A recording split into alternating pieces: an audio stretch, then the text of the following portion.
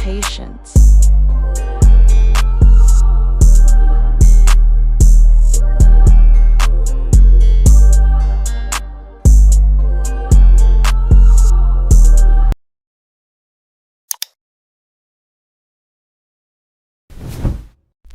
Is fouled. And yan na. Mike Swift is in the Yes, house. ladies and gentlemen, Mike Swift is on the floor for his PSL debut. Let's go, Mike. Naputi parang tae sa tabi. Idaala sa music sa iba walang baki. Pag may halo ng politika nag-iiba kasi. Sa pagtapak sa semento na may pintan lakupas. Ang ginamit na sapatos ay butas at madulas. Kahit sino ang dumayo magkano man ang pustaan. Negro ay panis, ang kano ay tusta. Kahit bilangin nyo ang beses na kami ay nagtumba. Ang pagbangon ng rason gustong makita at nagpunta. Mga tao na ngayon unting-unting bumibili. Dahil sa ingay ng pangalan na ngayon naririnig. Di mo alam. Kahapon na ngayon, bilis ng panahon, wala nagkaroon. Bago ng taon, iba't iba ang uso na pantalon.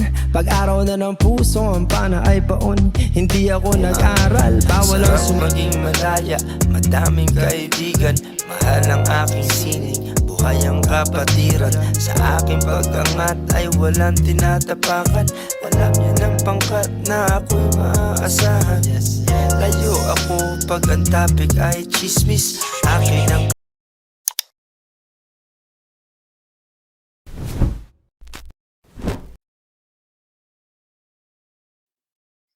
No Patient Podcast, man. It's your boy, Stay Steaming. Today's episode, man, I got a special guest, man. Filipino rap legend. I mean, godfather of Pinoy hip hop. For those who don't know you, man, let them know who you are, a little bit about yourself, what platform they can find you on. You know. Hey, what's up? My name is Mike Swift. Mike Swift, Pinoy's finest, raised up in Brooklyn, born in the Philippines. Yeah, you can find me running my rap league at times, Kosunugan. You could catch me painting basketball courts on the road to 1,000 basketball courts, and you could catch me dabbling in some blockchain game with my Meta Hoops NFTs. What's poppin', brother? What's up, man? That's what's up. And what inspired your journey, man? What made you want to do the rap and the basketball and the, you know what I mean? The activists, all that at once, you know what I mean? I guess it's just a culmination of everything that I've experienced in my life, and you know how I was brought to Brooklyn at a very young age, and I was fortunate enough to be around people who were tapped into the independent music game in the 90s. They were releasing vinyl, so I was pretty much involved in their careers that led me to learning parts of the hip hop game, where I became a label leader, and then sooner or later I started loving rap music and rapping myself, where I gradually and eventually fully committed to it. And here I am, you know, with everything that I love in life, inside the foundation of how I built my rap, and you could say a rap career that's still going on, that extended to the Philippines from New York. So how long you been playing basketball? Me, well, basketball is like, man, when you're Filipino, you're like almost born into it. Like if you're in the Philippines, you're almost born into a life of basketball. Like everybody here just loves basketball, and for so many years we have that kind of energy in Asia, where so much basketball culture is soaked up from America. And then we built our own also, just being that we are so much in love with it that we had to innovate it in other spaces in basketball. In my case, art, you know. So I was been playing hoops forever, dog. Like, you know, so when I went to New York for the first time at 10 years old, that's how I was pretty much blended into the park. Like that's how I met my friends and friends outside the Filipino community. I met them through playing basketball, especially specifically in PS 253 in Brighton Beach, Brooklyn, in the schoolyard. You know, so I kind of like started off in my new journey in basketball back then. You know, I had seen a somebody made. I don't know if like somebody in your team made it was like a clip. You had LeBron with you out there. How did that come about? well, that's like a synergy of a lot of years of putting in work. I feel. And that's also energy of the strength of Pinoy hip hop scene mixed with mixed with basketball scene that I was able to gather that synergy through that one building called the tenement. And with that and social media and me being in a situation I was in that time, that things that I was doing artistically attracted that whole situation where I got to bring LeBron James to the tenement, which not only one time, I got to bring them twice to Nike. To Nike and a whole bunch of smart moves, they were able to go there and provide me a GoFundMe that I launched a GoFundMe and Nike and LeBron James answered to it for 3 years, which hasn't even really fulfilled 3 years. Like it's not a finished situation, you know. So there's still kind of like question marks on what happened to the rest of the help that we were supposed to get, but understandable because of everything that happened before that. Like a volcano erupted in the Philippines, Kobe passed away, then the pandemic happened, and and it kind of like got brushed under like a whole lot. So many things that had happened already that I feel like people forgot about it. That is that tenement still needs that help, and we still need to get back to it because as Kobe said, job's not finished. You know what I mean? So yeah, that's that. LeBron James went there because we made it hot. We made the building hot. You know what I'm saying? Like I,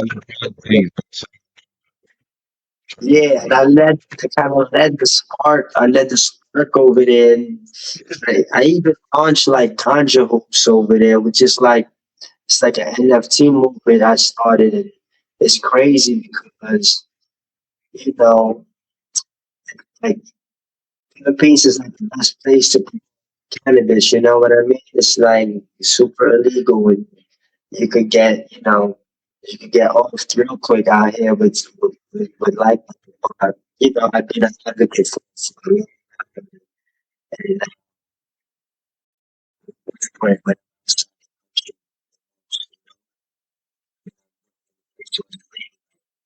Y'all, you're getting choppy. New York, Canada, California, Back, it's back. You back? Oh shit, got choppy again.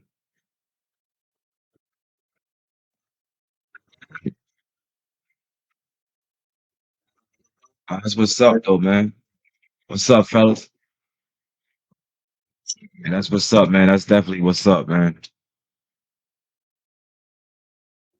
What was the moment that made you realize like your voice was shaping the movement, like out there where you are? you know, it's not like I feel like I've always been someone who could follow the leaders.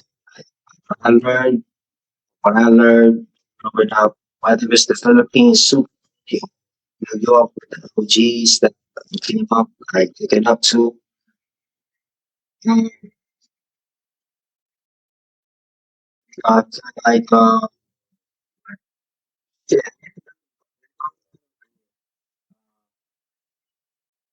back to the question again, my G, my bad.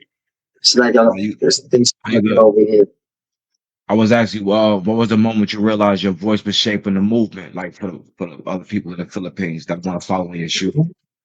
That's so. I guess that's really hard to answer because I want to see like it's like I, I I guess I gotta embrace that they listen and they do respect the things that they put forward. But you getting choppy.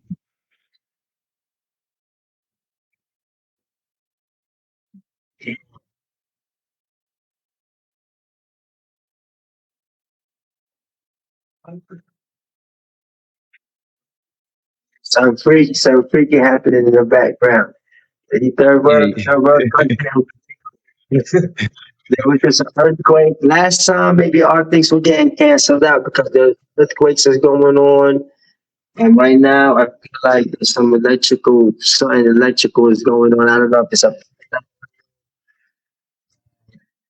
And these kind of experiences in the third, I guess I brought a lot of energy from New York to Philippines, and and I can't, I that vibe is with me, like I can't perpetrate, I can't fabricate, like who I am wherever I go. So I feel like bringing that things that I learned from New York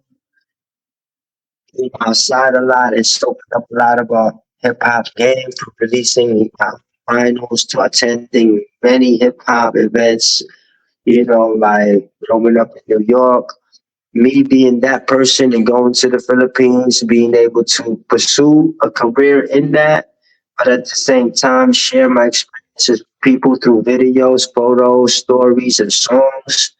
I guess all the years of planting and planting and planting and taking a humble route, in my eyes, that allowed me to get a lot of people's respect. Where now I do, I when you keep going on is when I see people are touched with the stuff that I'm doing, and I continue to try to earn their respect by being, being a man in action, instead of always just talking about it. Big between Brooklyn and the Philippines shape your sound, your hustle, and like the message that you trying to send.